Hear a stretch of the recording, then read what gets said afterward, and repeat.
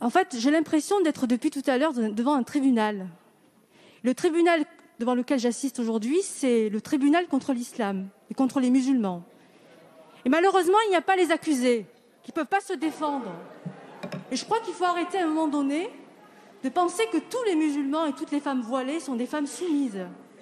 Non seulement ce ne sont pas des majeurs incapables, comme on tend le faire croire, puisqu'en réalité, elles le font de plein gré. Et vous savez, moi je suis encore avocate et je les défends.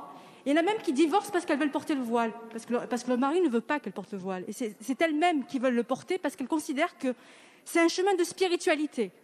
Et que dans le cadre de ce chemin de spiritualité, elles ont besoin, elles ont envie de porter le voile.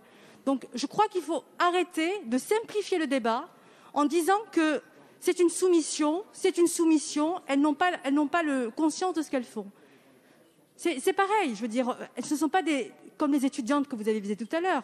Je veux dire, ce sont des majeurs capables qui font des études. Moi, j'en ai pris dans le stage aussi, qui étaient de brillantes étudiantes. Et malheureusement, elles pensaient qu'en France, le principe liberté, égalité, fraternité, la République, leur permettrait justement de vivre leur foi et leur religion.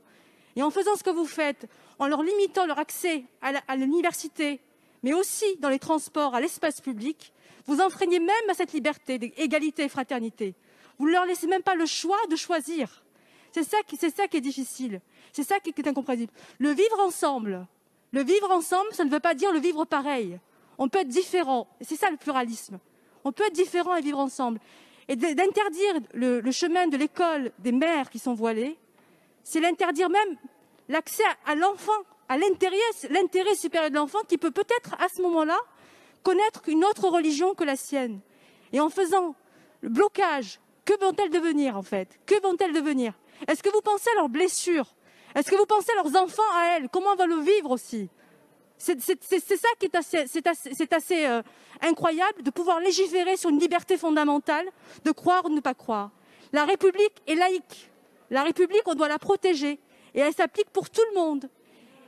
Et à ce moment, je finirai par là en disant que il y a des femmes qui ne sont pas voilées, qui sont plus soumises que des femmes qui sont voilées.